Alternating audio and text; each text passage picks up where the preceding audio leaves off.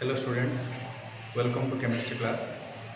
Today we are going to learn about the electrochemistry, which is unit 3. Okay. In this chapter we are going to discuss about the electrochemistry. It means it is the branch of science which deals with the relationship between the electrical energy and the chemical energy and the interconversion to from one form to another due to the flow of electrons. Otherwise, it can also be defined as the production of electrical energy due to the spontaneous formation of chemical energy. It is called electrochemistry. Okay, we have already discussed about in our previous chapter, that is in unit 6, that is isolation of elements, then electrolysis process. Okay, in electrolysis process the redox reactions takes place, in anode oxidation takes place, and in cathode reduction takes place. That it is the oxidation and reduction process is altogether called redox reaction. Due to this reaction, some of the chemical and some of the electrical energy are formed due to this process. Okay, so we are going to discuss about the electrochemistry.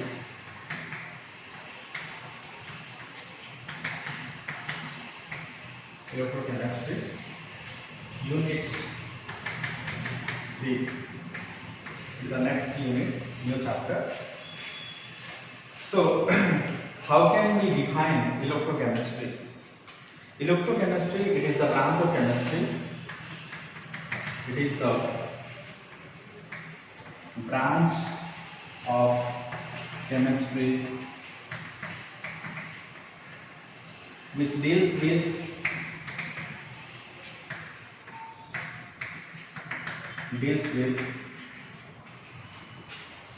the study of production of electrical energy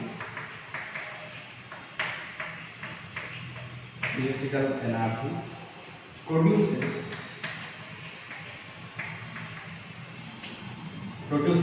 due to spontaneous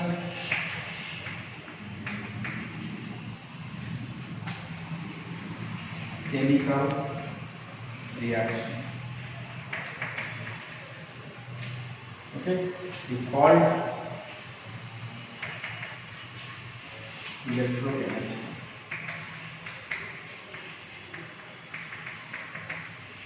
In very simple, we can say that the conversion of electrical energy into chemical energy and chemical energy into electrical energy, interconversion. It is the branch of chemistry which deals with the study of production of electricity. The electrical energy will produce due to the spontaneous chemical reactions. Due to the chemical reactions, the electrical energy will be formed. It is called electrochemistry. We know that in dry cells, in fuel cells, or in batteries, due to the chemical reactions, the energy is produced in the dry cells, in batteries or some fuel cells. Okay, again it can be defined as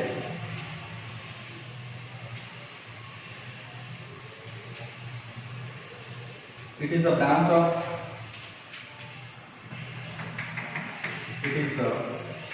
branch of science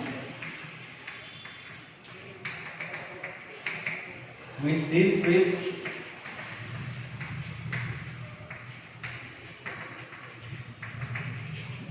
the relation between electrical energy and chemical energy, and electrical energy and chemical energy, and the interconversion interconversion from one energy to another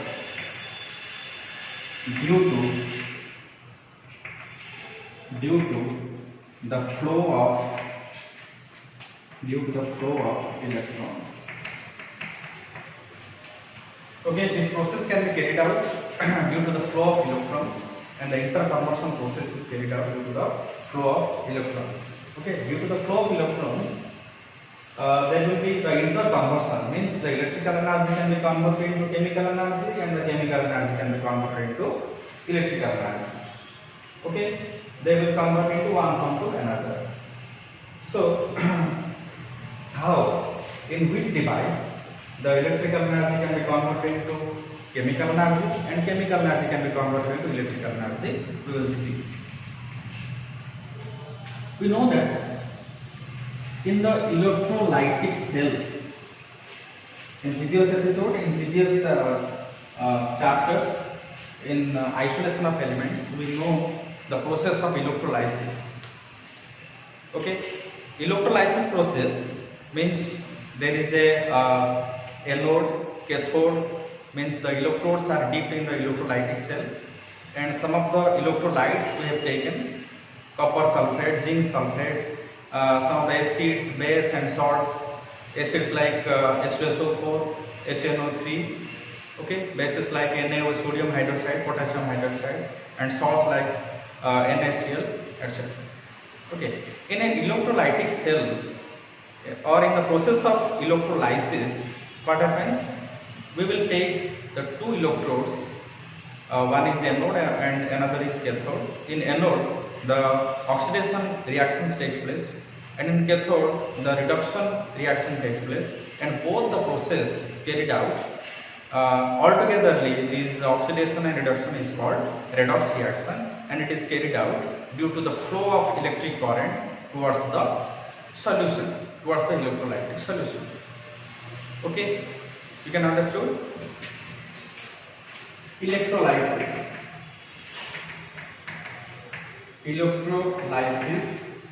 or electrolysis process. In electrolysis process, what happens? The chemical energy, the chemicals get the electrical energy.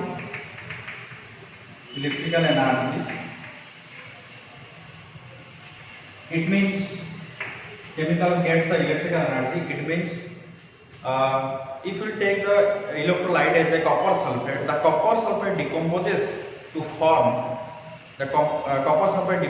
form the some of the chemical energy. Okay. In electrolytic cell, the chemicals get energy, electrical energy from the outside, so that the electrolysis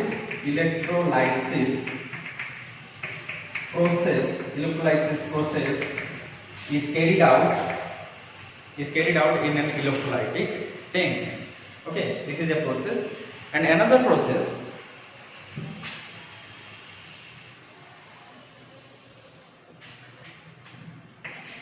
what is electrochemical cell or galvanic cell. In galvanic cell, the redox reaction takes place, so that the chemicals decomposes to form the ions, to form the electrical energy.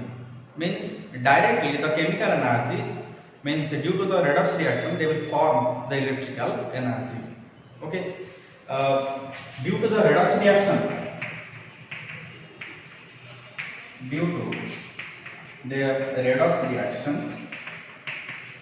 in the electrolytic cell,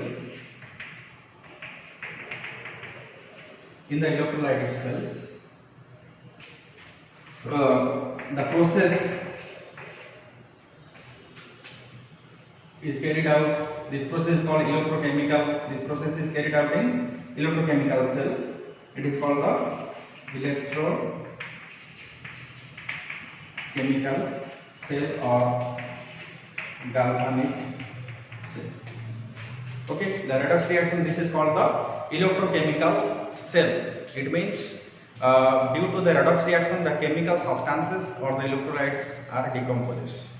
Okay, so these are all about the production of chemical energy and the production of electrical energy in various steps. Now,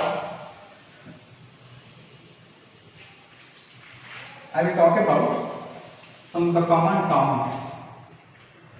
Some of the common terms.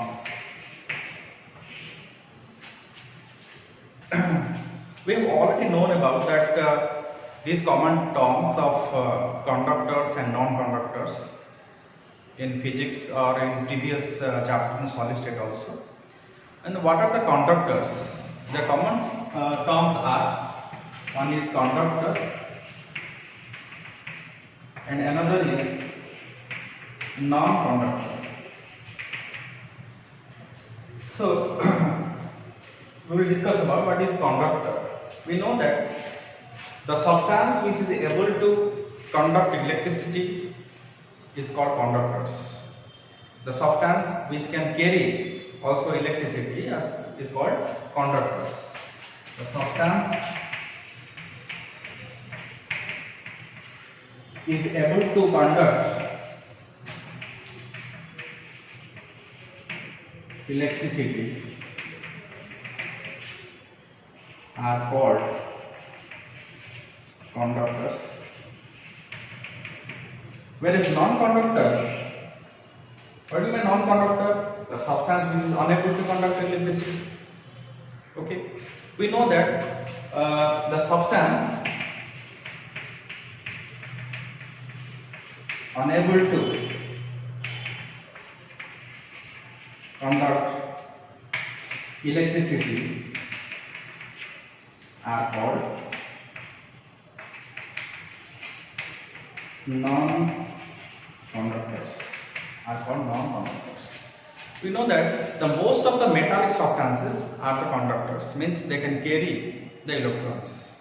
Okay, they can carry the electricity or the electrons can flow in between them. Okay, so the conductors also classified into two types. One is metallic conductor .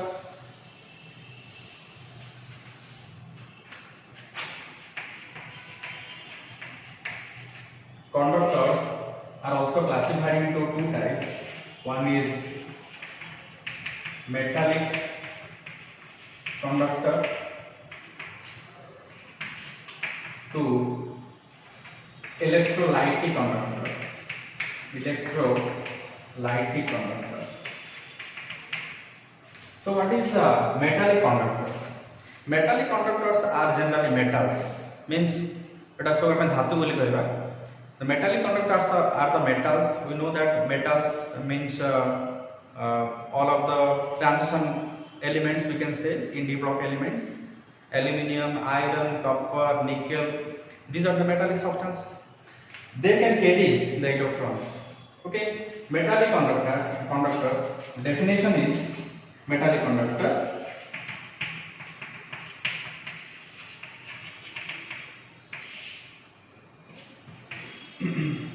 The metallic substances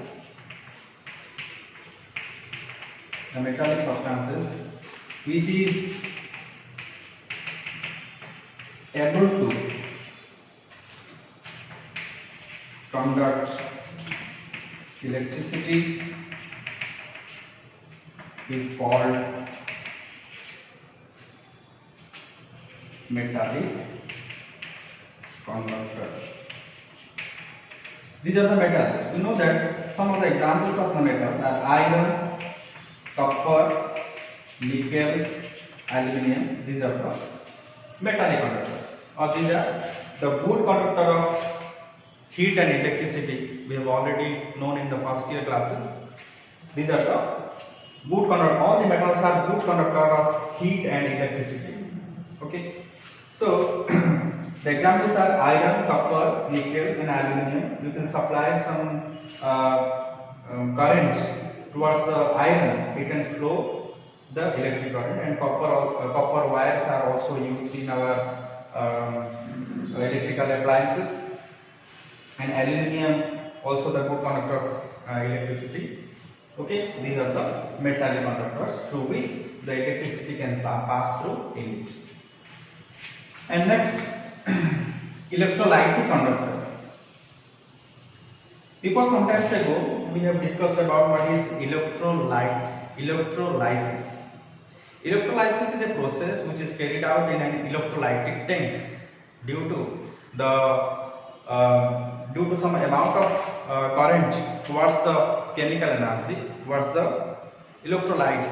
It starts decomposes to form its ions. Okay.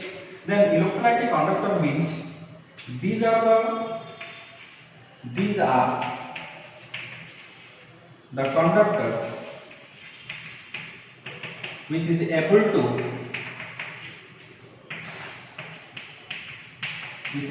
to conduct electricity at its aqueous solution or in molten state. Electrolytic conductors are the conductors which are able to conduct electricity at its aqueous solution. Aqueous solution means water containing solutions. Some of the examples we will take: the copper sulfate, sulfuric acid, maximum all the acids, bases and the salts are the electrolytic conductors. Okay, they are able to conduct in aqueous solution, and these are called also electrolytes, and electrolytes which are used in our electrolytic cell.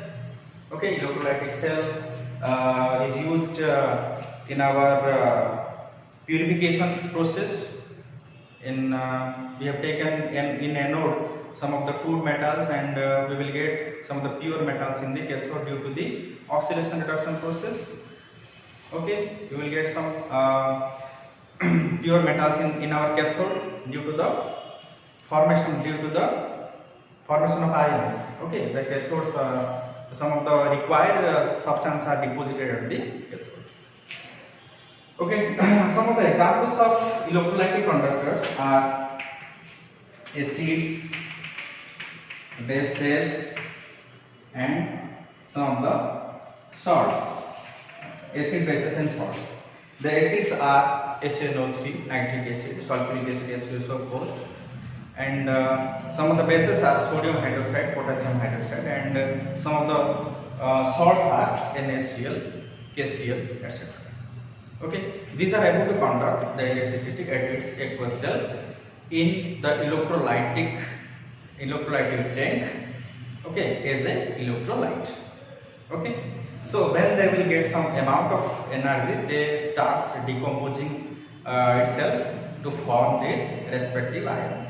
Okay, these are all about the conductors, metallic conductor and electrolytic conductor. Next, let's move on to the non-conductors. And what are the non-conductors? And we have already known that non-conductors are not able to conduct electricity to its molten state or in the non-metals. Okay, so what is non-conductors? We know that non-conductors are unable to conduct electricity, and these are also called the poor conductor of heat and electricity. Okay, except carbon. Okay, except carbon as in the form of graphite is able to conduct electricity. Okay, so non-conductors are also classified into non-metals and non-electrolytes. So first we will discuss about what is non-metals. We know that non-metals are unable to conduct electricity at its aqueous solution, or which is unable to conduct electricity except the carbon compound. Carbon in the form of graphite is able to conduct electricity, and all the non-metallic substances are unable to conduct electricity. Okay, So non-metals, these are unable to conduct electricity, or these are called poor conductor of heat and electricity, except carbon in the form of graphite. Okay, graphite is a non-metal which is able to conduct electricity and which is a good conductor of electricity. And the graphite rods are used in the dry cells like batteries. Okay, so graphite is able to conduct electricity. Graphite carbon is the form of graphite. Graphite itself a non-metallic substance and it is able to conduct electricity. It is a good conductor of electricity and it can carry the electrons. Okay, so next move on to the non-localite, and some of the examples of non-metals are the sulfur and phosphorus.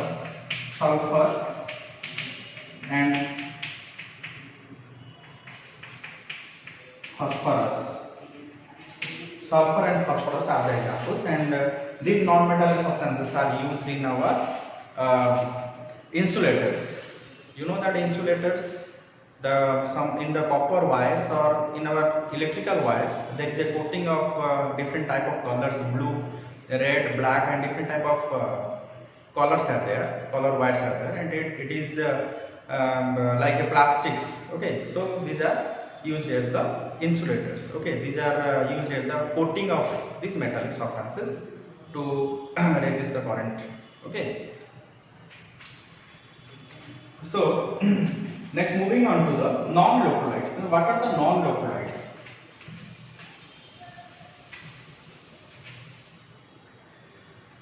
So non-electrolytes means non-electrolytes is also unable to conduct electricity at its aqueous solution. Okay, these are unable to conduct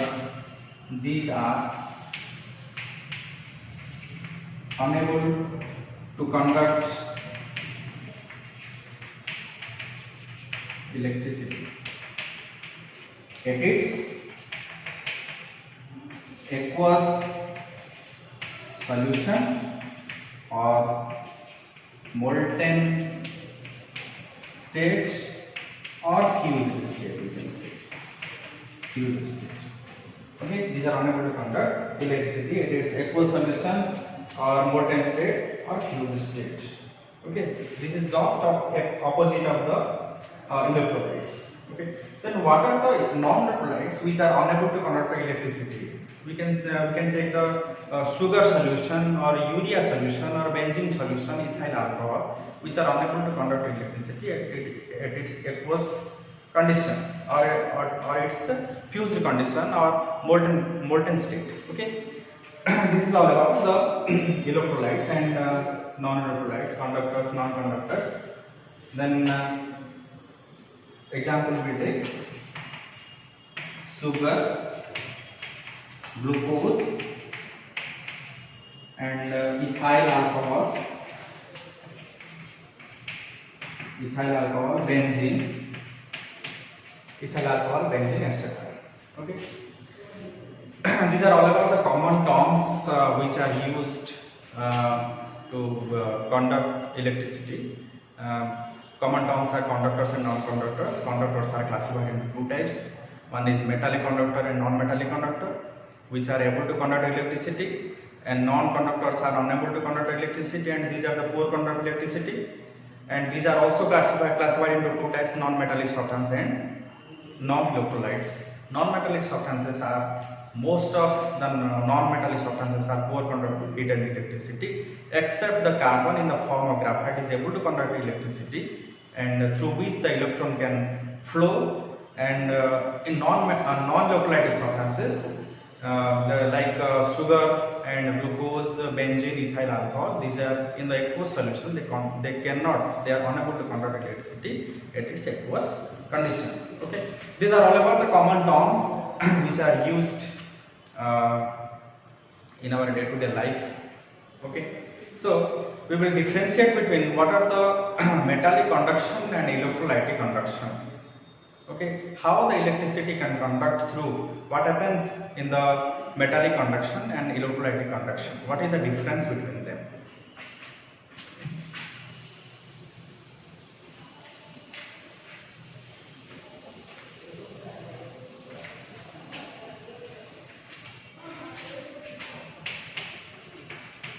Difference between metallic conduction and electrolytic conduction.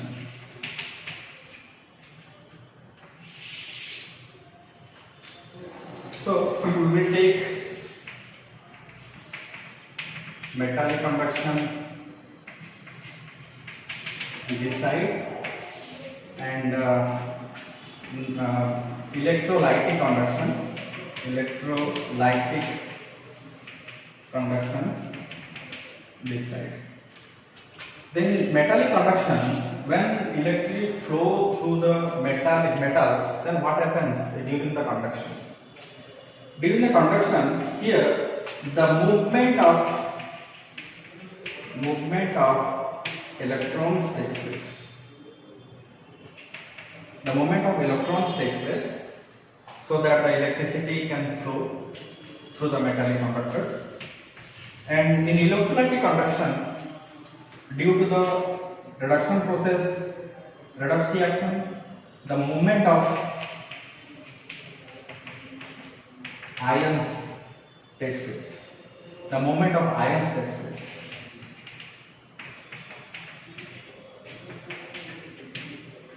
Okay, next point.